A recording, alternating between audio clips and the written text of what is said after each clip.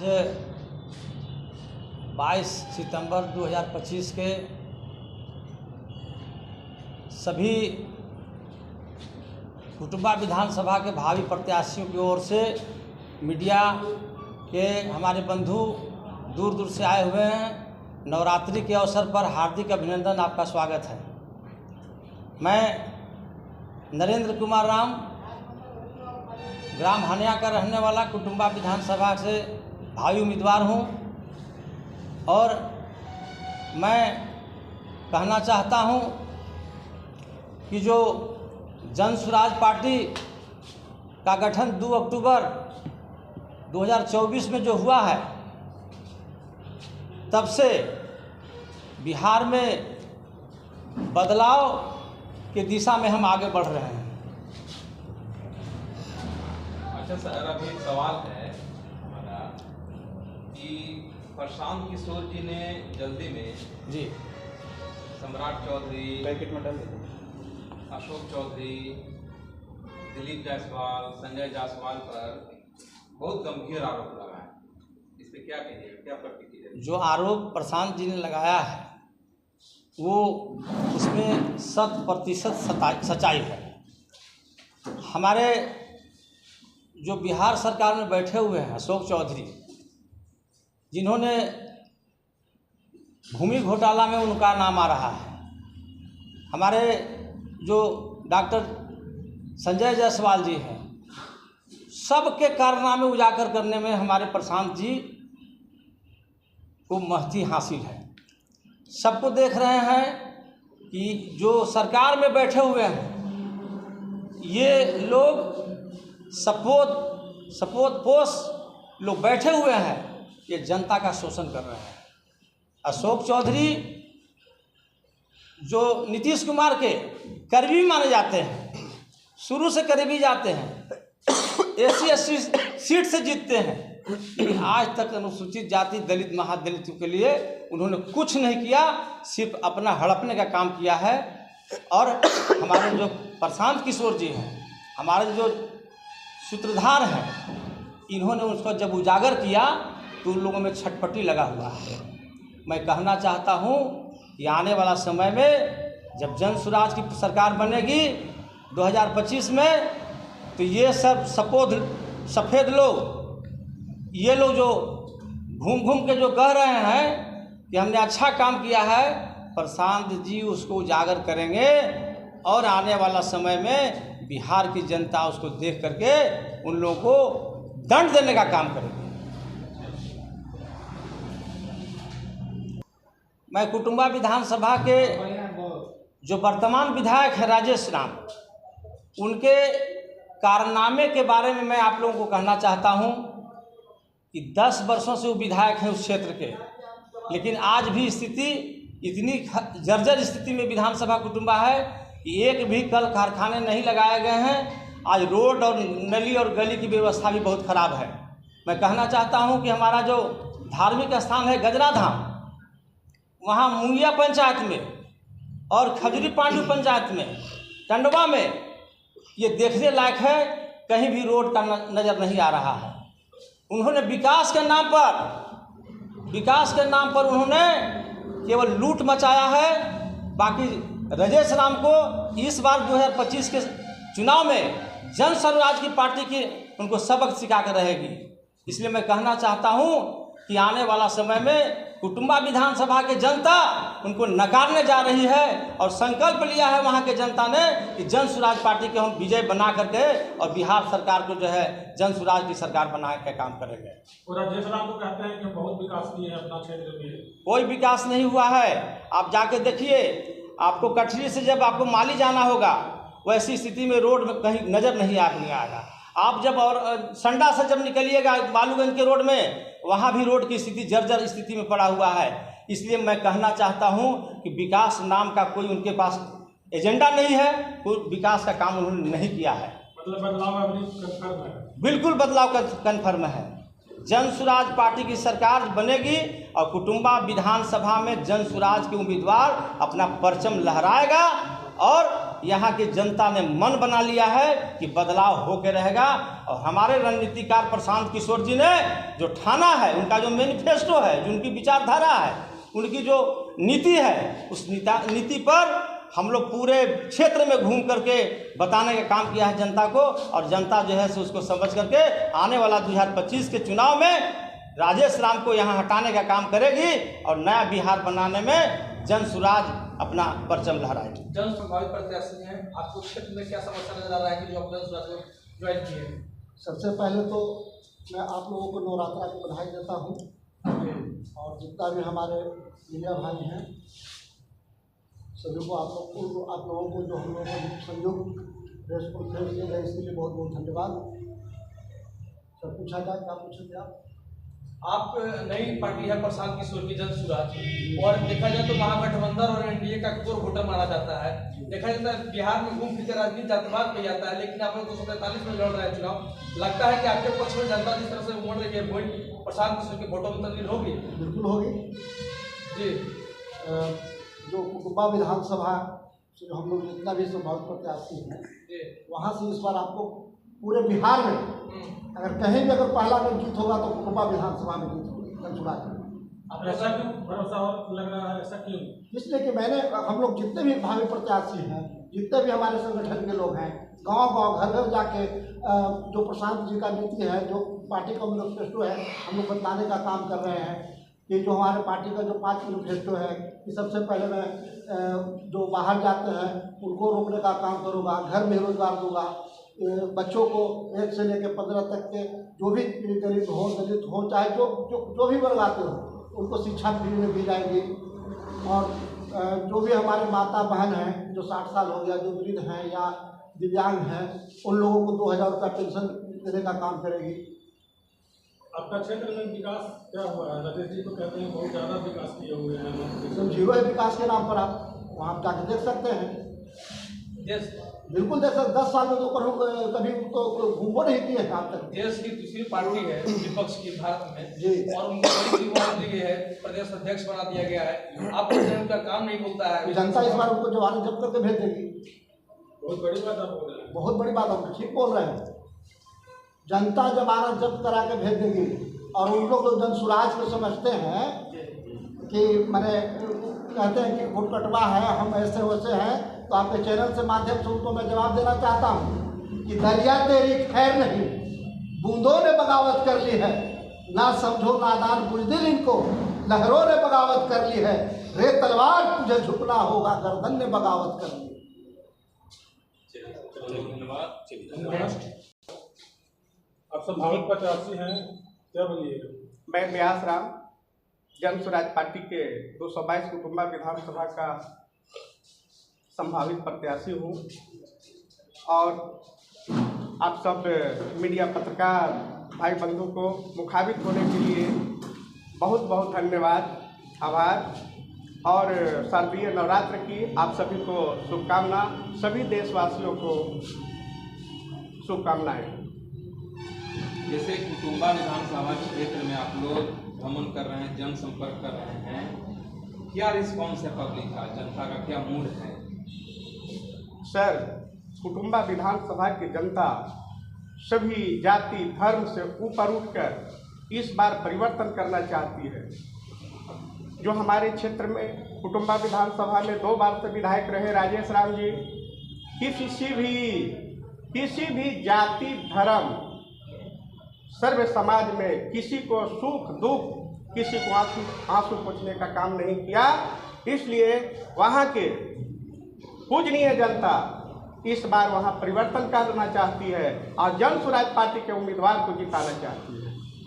क्या रहेगा प्राथमिकता? अगर आप चुनाव जीतते हैं तो आपका क्षेत्र में सबसे पहला प्राथमिकता क्या रहेगा? प्राथमिकता वहाँ के जो जुआ है, जो हमारे जुआ, बिहार की जुआ, जो बाहर में पलायन कर रहे हैं, दर दर भटक रहे हैं, ठोकरें खा रहे हैं, बदहाली की जिंदगी जी रहे हैं, उन सब के रोजगार के लिए हम अपना व्यवस्था करेंगे। वहाँ के हमारे किसान दर दर भटक रहे हैं। जब तक कृषि हमारा मजबूत नहीं होगा, कृषि क्षेत्र में हमारे किसान मजबूत नहीं होंगे, तब तक हम सब खुशहाल नहीं हो सकते हैं। हमारे किसान के लिए नहर की समस्या है, कहीं बांध की समस्या है, कहीं बांध खोलने की समस्या है। हमारे किसान दर दर भटक रहे हैं, बराबर धरना प्रदर्शन कुटुंबा में कर रहे हैं, लेकिन वहाँ के विधायक, कुटुंबा के विधायक कभी भी विधानसभा में आवाज उठाने का काम नहीं किया किसानों के लिए, शिक्षित बेरोजगारों के लिए।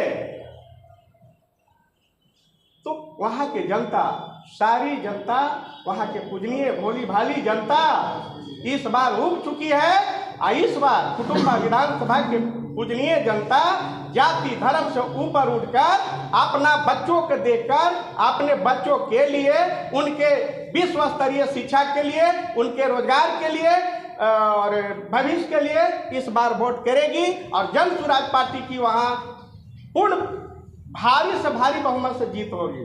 बिहार की जनता जन स्वराज को वोट क्यों देगी? बिहार की जनता, सर आप लोग जान रहे हैं कि एक तरफ महागठबंधन की सरकार रही है 35 वर्षों में, दूसरे तरफ एनडीए की सरकार है। दोनों सरकारों से हमारी बिहार की जनता उब चुकी है, त्राहिमाम कर रही है। हमारी सरकार नवंबर लास्ट में बनेगी, निश्चित रूप से बनेगी, पूर्ण बहुमत की बनेगी। तो यहाँ पहला काम होगा, जो हमारे बच्चे हैं उनको विश्व स्तरीय 15 साल तक के बच्चों को विश्व स्तरीय शिक्षा दिया जाएगा। और जो बिहार के बच्चे जो जुआ शिक्षित बेरोजगार जो बाहर पलायन कर रहे हैं, गुजरात, हरियाणा, पंजाब, माँ बाप बाल बच्चे सारे परिवार को छोड़कर दर दर भटक रहे हैं, ठोकरे खा रहे हैं, गालियां सुन रहे हैं, उनको हमारी पार्टी के सूत्रधार माननीय प्रशांत किशोर जी रोजी रोजगार के व्यवस्था 12 से 15 हजार का यहाँ बिहार में ही कर दिया जाएगा। दूसरा, किसानों के हित में नकदी फसलें जो है, जो किसान के यहाँ श्रमिक काम करेंगे उसकी जो है भरपाई हमारी पार्टी की सरकार करेगी सरकार बनने पर। दूसरा, ये तीसरा, जो हमारे माताएं बहनें हैं जिनको कोई रोजगार नहीं है, साधन का सुविधा नहीं है, उनको 1 लाख से लेकर 5 लाख रुपए तक रोजगार करने के लिए मात्र 4% पर सलीना लोन मुहैया कराया जाएगा, ताकि माताएं बहनें रोजगार कर सके, चाहे वो किसी भी जाति धर्म के हो। चौथा, जो हमारे यहाँ 60 वर्षों तक जो वृद्ध है, 60 वर्ष की उम्र जिनका हो जाए, चाहे वो वृद्ध हो, विकलांग हो या विधवा हो, चाहे जो भी हो वृद्ध 60 वर्ष तक, उनको 2000 रुपये प्रति माह समान राशि दिया जाएगा सबका।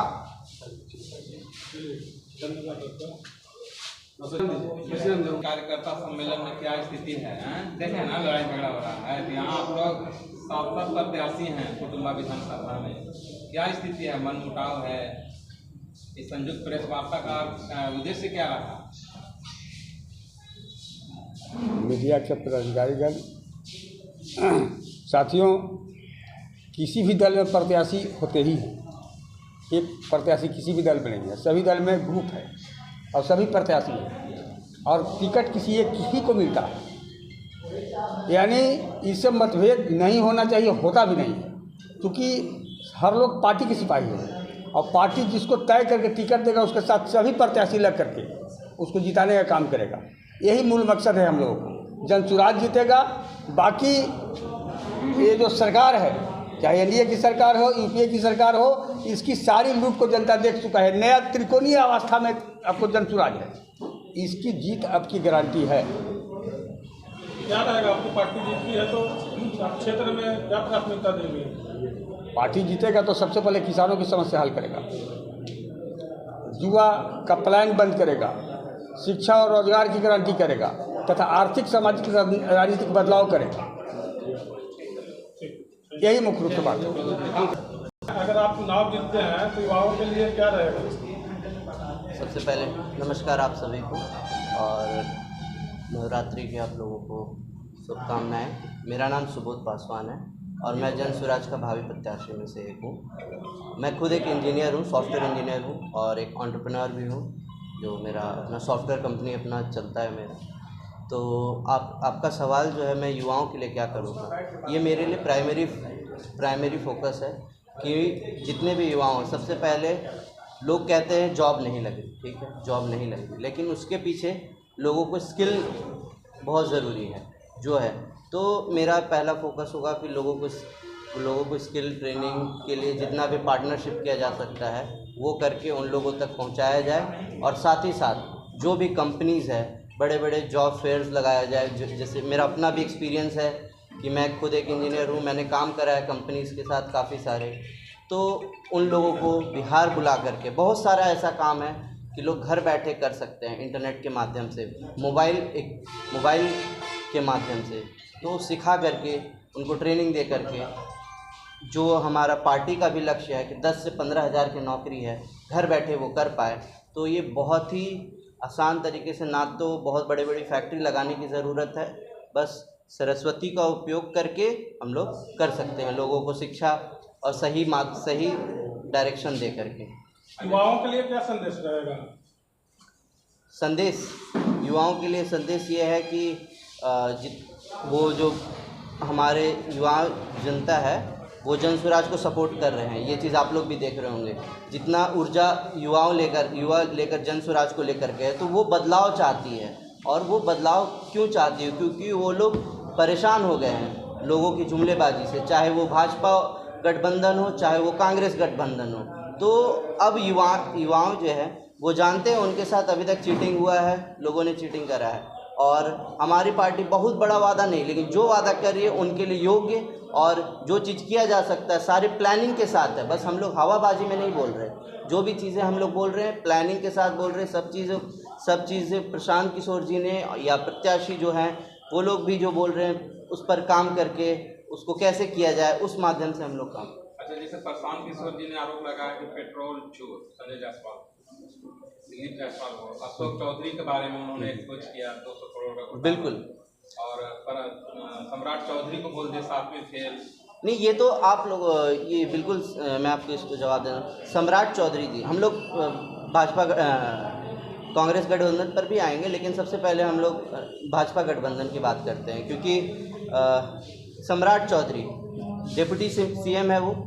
अब आप देखिए वो एक पद पर होते हुए क्या कर रहे हैं। सबसे पहले वो 2010 में वो हलफनामा देते हैं, एफिडेविट देते हैं कि वो 7th पास है, ठीक है। एक जगह वो बोल रहे 10th पास है। तो आप देखिए कितना ज़्यादा वो कॉन्ट्रडिक्शन क्रिएट हो रहा है उन लोगों के बीच कि, और अभी क्या बोलते हैं कि वो doctorate of California of engineering से क्या उन्होंने किया हुआ है। तो अब आप देखिए कि वो बार बार अपनी बातों को झुठला रहे हैं। और एक झूठा, जब एक डिप्टी सीएम है जो, वो अगर झूठ पर झूठ बोलता है, और जिसका वो खुद भी एफिडेविट देते हैं या सुप्रीम कोर्ट में हलफनामा दिया हुआ है, तो अब आप लोगों को समझना है कि जिस तरह के लोग अगर वहाँ बैठे रहेंगे तो क्या जनता के साथ क्या होगा, इस तरह के सवाल। तो क्या लग रहा है आपके बाद कुटुंबा विधानसभा में बदलाव होगा? बिल्कुल बदलाव होगा, और जनता इस चीज़ से रूबरू हो चुकी है कि दोनों गठबंधन जो है वो एक ठगबंधन है और हमारे साथ अन्याय कर रही है। बस कोई घुमा के झूठ बोलता है। और अब इस बार प्रशांत जी ने जो भी चीज़ें उजागर की है वो चीज़ें अब लोगों को समझ आ रही है, क्योंकि हम लोग सारा चीज़ प्रशांत जी ने, चाहे अशोक चौधरी के बारे में जो उजागर किया, अब आप सोचिए कि 200 करोड़ का उन्होंने पिछले 2 सालों के अंदर में किया है घोटाला।